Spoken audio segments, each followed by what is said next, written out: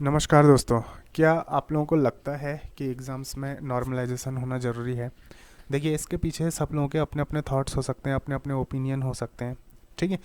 Government का बोलना कुछ हो सकता है, आयोग का बोलना कुछ हो सकता है, स्टूडेंट्स का बोलना कुछ हो सकता है। तो फिलहाल जिन पॉइंट्स में मैं डिस्कस करने वाला हूँ, ठीक है, उन पॉइंट्स को एक बार समझने की कोशिश करना है।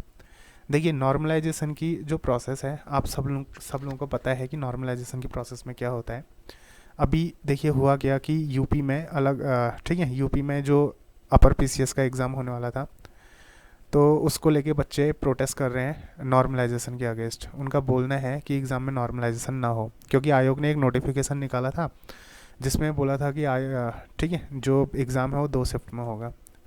तो अब इसमें क्या होगा, अगर 2 शिफ्ट में एग्ज़ाम होता है तो एक शिफ्ट में अगर मान लीजिए इजी पेपर आता है और एक शिफ्ट में टफ पेपर आता है, तो क्या होगा नॉर्मलाइजेशन में कि जो इजी शिफ्ट है उसके मार्क्स कुछ हद तक घटा दिए जाएंगे और टफ वालों के कुछ हद तक बढ़ा दिए जाएंगे। ओवरऑल क्या होगा, एक बैलेंस बनाने की कोशिश की जाएगी।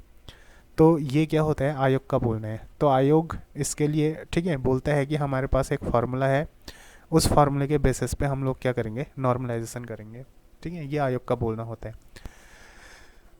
तो फिलहाल देखिए, मैं जिन पॉइंट्स पर डिस्कस करने वाला हूँ वो ये पॉइंट्स हैं ही नहीं कि नॉर्मलाइजेशन कैसे होता है, क्यों होता है, ठीक है, ये ज़रूरी है या फिर ज़रूरी नहीं है।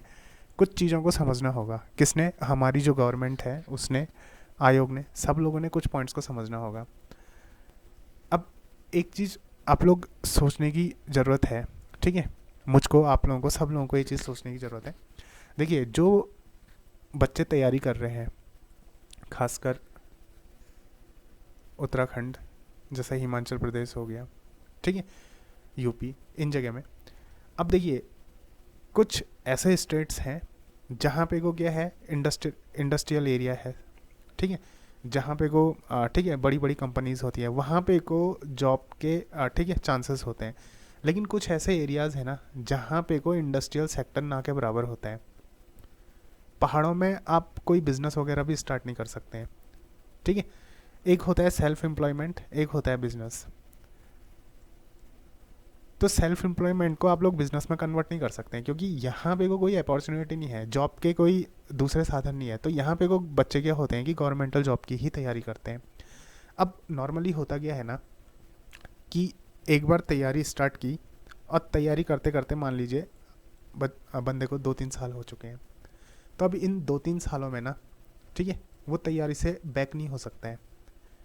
खासकर अगर कोई, ठीक है,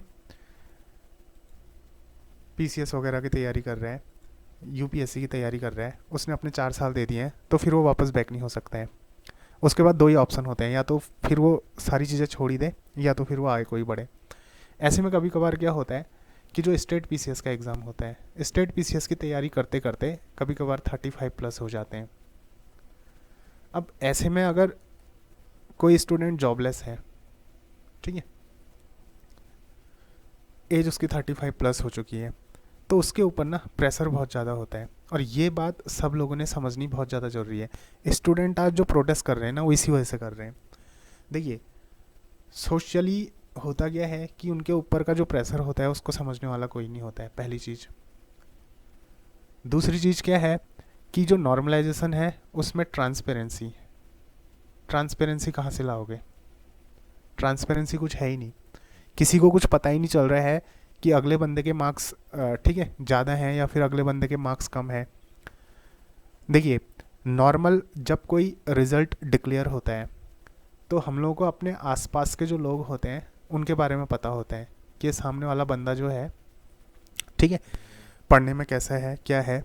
लेकिन जब ये चीज़ आती है ना, नॉर्मलाइजेशन की बात आती है, ठीक है, नॉर्मलाइजेशन में किसी के मार्क्स घटे हैं, किसी के मार्क्स बढ़े हैं, तो किसी का कुछ पता नहीं चलता है। दूसरी चीज़, ट्रांसपेरेंसी नहीं आ पाती है। ट्रांसपेरेंसी कैसे ले आओगे? मान लो ये एक इजी पेपर है, ठीक है, और यहाँ पे कोई एक टफ पेपर है। चलो ठीक है, आप लोगों का कोई एक फार्मूला है, जिस फार्मूले के बेसिस पे आप लोगों ने ये डिसाइड कर लिया, ठीक है, कि नॉर्मलाइजेशन किस तरीके से करना है। तो इजी जो पेपर है उसके मार्क्स घटा दिए और जो टफ पेपर है उसके मार्क्स बढ़ा दिए। 100 स्टूडेंट्स ने यहाँ पे कोई पेपर दिया और 100 स्टूडेंट्स ने यहाँ पे कोई पेपर दिया, ठीक है। अब ठीक है, आयोग ने बोल दिया कि ये इजी है और ये वाला टफ था। चलो, बाकी स्टूडेंट्स ने भी बोल दिया कि ये वाला इजी था और ये वाला टफ था। सबने डिक्लेयर कर दिया कि ये वाला इजी था, ये वाला टफ था। अब लेकिन एक चीज़ देखिए, सबकी जो पढ़ाई का स्तर होता है वो अलग अलग होता है, ठीक है। सबका पढ़ाई का स्तर एक जैसा नहीं हो सकता है। तो अगर इसको इजी डिक्लेयर किया तो किस बेसिस पे इसको इजी डिक्लेयर किया, और इसको टफ डिक्लेयर किया तो किस बेसिस पे इसको टफ डिक्लेयर किया। इसको इजी या फिर इसको टफ डिक्लेयर करने का कोई बेस है ही नहीं। यहाँ पे को देखिए क्या है कि अगर ये 100 स्टूडेंट्स हैं, हो सकता है 90 स्टूडेंट्स के लिए पेपर इजी रहा हो, लेकिन वो 10 स्टूडेंट्स ऐसे होंगे ना जिनके लिए हो सकता है कि ये पेपर बहुत टफ रहा हो, क्योंकि पढ़ाई का लेवल जो होता है सबका अलग होता है, ठीक है। और यहाँ पे कोई जो टफ पेपर है, हो सकता है कि वो 90 स्टूडेंट्स के लिए टफ रहा हो, लेकिन 10 स्टूडेंट्स ऐसे हो जिनके लिए ईजी रहा हो, और यही जो 10 स्टूडेंट हैं उनके लिए हो सकता है कि ये वाला पेपर टफ हो। तो यहाँ पे को क्या इस किसी पेपर को इजी और किसी पेपर को टफ डिक्लेयर करने का कोई क्राइटेरिया है? अब नॉर्मली लोग बोलेंगे ना कि ये किस टाइप की बातें कर रहे हैं, ठीक है। सीधी सी बात है, जिस पे ठीक है इजी क्वेश्चन आए हैं वो इजी हो गया, जिस पे टफ क्वेश्चन आए हैं टफ हो गया। लेकिन ऐसा नहीं होता है, पढ़ाई के स्तर में ऐसा नहीं होता है। पढ़ाई के स्तर में कोई चीज़ इजी या फिर कोई चीज़ टफ नहीं होती है। कभी कभार इजी चीज़ बहुत टफ हो जाती है और टफ चीज़ बहुत इजी हो जाती है, ठीक है। तो देखिए, और दूसरा क्या है आप लोगों का कि यहाँ पे को अगर आप लोग टफ और इजी पेपर को, चलो ठीक है, किसी बेसिस पे डिसाइड भी कर लेते हैं कि ये पेपर टफ था, ये पेपर इजी था, फिर उसके बाद नॉर्मलाइजेशन भी कर लेते हैं। अब मान लीजिए ना, उस बंदे को आप कैसे सेटिस्फाई करोगे जिसके मार्क्स घटे हैं, और गवर्नमेंट ये बोलती है कि हमने स्टूडेंट्स को सेटिस्फाई करना होगा, ठीक है, इस चीज़ के लिए कि नॉर्मलाइजेशन ठीक है, नॉर्मलाइजेशन में कोई दिक्कत नहीं है। तो आप सेटिस्फाई कैसे करोगे? जिसके मार्क्स कम हुए हैं वो कभी सेटिस्फाई नहीं होगा साइकोलॉजिकली, ठीक है, वो प्रोटेस्ट करेगा ही करेगा। और देखिए, एक जो एग्ज़ाम है, एक एग्ज़ाम को कंडक्ट कराने के लिए नॉर्मलाइजेशन की ज़रूरत पड़ रही है, ठीक है। तो उसके पीछे कुछ आर्ग्यूमेंट हो सकते हैं। उसके पीछे ठीक है, ये बोला जा सकता है कि हमारे पास जगह कम पड़ रही है, ठीक है, स्कूल्स कम हो गए। अगर देखिए जगह कम पड़ रही है, स्कूल्स अगर कम पड़ रहे हैं, तो आप लोग क्या करिए, उस स्टेट से लगे जो नज़दीक के स्टेट हैं वहाँ पे को भी एग्ज़ाम कंडक्ट करवाइए ना, उसमें क्या प्रॉब्लम है, ठीक है। दूसरी बात ये बोली जा सकती है कि स्टूडेंट्स की संख्या बहुत ज़्यादा हो चुकी है, तो तब अलग अलग शिफ्ट में करवाने हैं। देखिए, इससे क्या फ़र्क पड़ जाता है, आज से पहले एग्ज़ाम कंडक्ट नहीं करवाए क्या? आज से पहले भी तो एग्ज़ाम कंडक्ट करवाए हैं। तो देखिए, अगर आज से पहले एग्ज़ाम कंडक्ट करवाए गए हैं तो फिर नंबर ऑफ़ स्टूडेंट्स के इंक्रीज़ करने से एग्ज़ाम कंडक्शन का कोई सवाल ही नहीं है। अगर दूसरे स्टेट्स में, ठीक है, स्टेट्स के आसपास के जो इलाके दूसरे स्टेट्स में हैं वहाँ पे को भी एग्ज़ाम कंडक्ट करवाते हो, तो फिर क्या ज़्यादा स्टूडेंट क्या कम स्टूडेंट? दूसरा ये बोला जा सकता है कि ठीक है, खर्चा बहुत आ रहा है, तो यार देखो, चुनाव में भी तो खर्चा बहुत आता है, तो वो तो कंडक्ट हो जाते हैं, तो फिर ठीक है, एग्ज़ाम क्यों कंडक्ट नहीं हो सकता है? तो एग्ज़ाम भी कंडक्ट हो सकता है। बात होती है कराने और ना कराने पे। एग्ज़ाम एक दिन में कंडक्ट हो सकता है अगर एक अच्छी स्ट्रेटजी के साथ उसको अपनाया जाए, तो एक दिन में कंडक्ट हो सकता है। जब एक टाइम पे चुनाव पॉसिबल है, ठीक है, तो एक टाइम पे एग्ज़ाम कंडक्ट करना क्यों नहीं पॉसिबल है?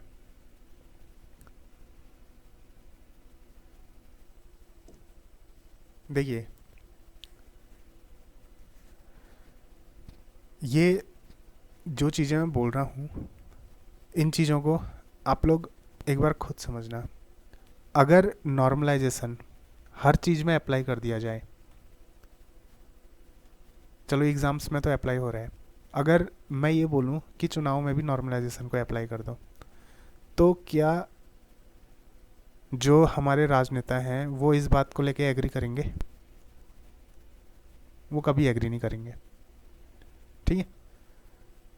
तो जिस बेसिस पे यहाँ पे को नॉर्मलाइजेशन हो रहा है उस बेसिस पे चुनाव में भी हो सकता है कि एक इलाके से अगर 10 कैंडिडेट उठे हैं तो फर्स्ट के 3 कैंडिडेट्स को ले लो, जिसके सबसे ज़्यादा वोट आए हैं उससे कम वाले को, इन 3 कैंडिडेट्स में अब नॉर्मलाइजेशन करो।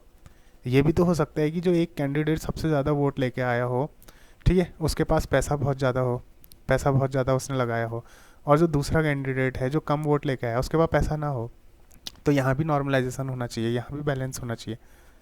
लेकिन बात क्या है ना, देखो जिस तरीके से हर जगह ये चीज़ अप्लाई नहीं हो सकती है, तो उस तरीके से क्या है कि जो, ठीक है, यहाँ पे को है एग्ज़ाम्स में, यहाँ भी ऐसा ज़रूरी नहीं है कि नॉर्मलाइज करो। हाँ, बड़े एग्ज़ाम्स में मैं मान सकता हूँ। देखिए बड़े एग्ज़ाम्स में क्या हुआ, जैसे मान लीजिए मेंस का एग्ज़ाम है, ठीक है, मेंस के एग्ज़ाम में क्या है कि जैसे मान लीजिए यूपीएससी का मेंस का एग्ज़ाम है, ठीक है।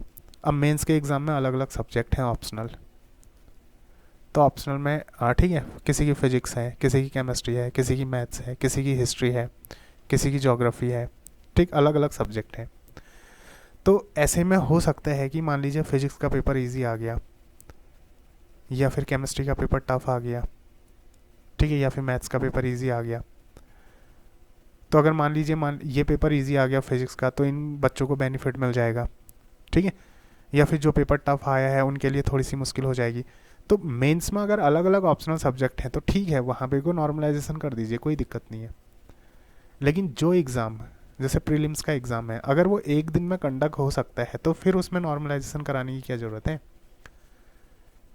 क्योंकि फिर तो ये यहाँ पे को नॉर्मलाइजेशन करा के ना एक किस्मत फैक्टर हो जाता है।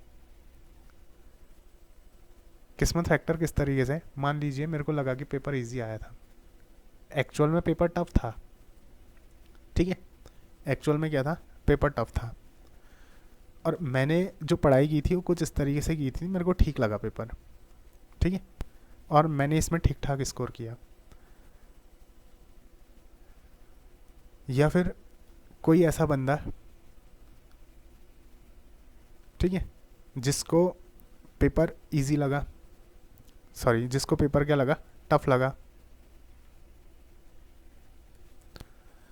अब उसने क्या किया कि ये एग्ज़ाम दिया, ठीक है, टफ वाला एग्ज़ाम दिया, उसको लगा कि पेपर टफ था। अब देखिए होगा क्या, एक ऐसा बंदा हो सकता है जो इजी वाले पेपर को दे और उसको ये पेपर लगे टफ, क्योंकि उसकी पढ़ाई का लेवल अलग है। तो अब ऐसे में क्या होगा कि पेपर इजी था, बंदे को लगा टफ, ठीक है, वो एग्ज़ाम में ज़्यादा क्वेश्चन अटैम्प्ट कर नहीं पाया, और इजी पेपर था इसलिए मार्क्स भी कम कर दिए, इसके तो और मार्क्स कम हो जाएंगे। और कोई टफ पेपर है, किसी की पढ़ाई का लेवल इस तरीके का है, ठीक है, कि उसको एक टफ पेपर इजी लगा। अब मुझसे कोई बोलेगा कि अगर टफ पेपर इजी लग रहा है तो इसका मतलब बहुत अच्छी पढ़ाई की होगी, ऐसा नहीं होता है। कभी कभार हमारी पढ़ाई का लेवल ही ऐसा होता है कि हमको इजी चीज़ें टफ लगती है, टफ चीज़ें इजी लगती है, तो इसके मार्क्स तो बढ़ जाएंगे। तो एक जो गैप होगा ना वो क्रिएट हो जाएगा, ये गैप कभी फिलअप नहीं हो पाएगा। तो देखिए पहले तो आपने कोशिश करनी चाहिए कि जो एग्ज़ाम है, ठीक है, एग्ज़ाम को एक शिफ्ट में कंडक्ट कराओ। दूसरी चीज़ ट्रांसपेरेंसी मेंटेन करो। अगर ट्रांसपेरेंसी मेंटेन होती है तो फिर शायद इस पर किसी को ऑब्जेक्शन नहीं होगा।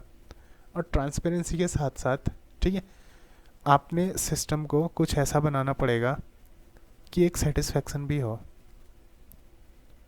ठीक है, क्या हो, एक सेटिस्फेक्शन भी हो, क्योंकि जब तक सेटिस्फेक्शन नहीं होगा तब तक कोई चीज़ सक्सेसफुल नहीं है। देखिए मेंस में नॉर्मलाइजेशन ठीक है, लेकिन प्रीलिम्स का जो एग्ज़ाम है उसके लिए बेटर होगा कि एक ही दिन में उसको क्या हो, कंडक्ट करा दिया जाए, ताकि किसी के मन में कोई शंका ना रहे। ठीक है, मिलते हैं अगले वीडियो में, तब तक के लिए धन्यवाद, नमस्कार।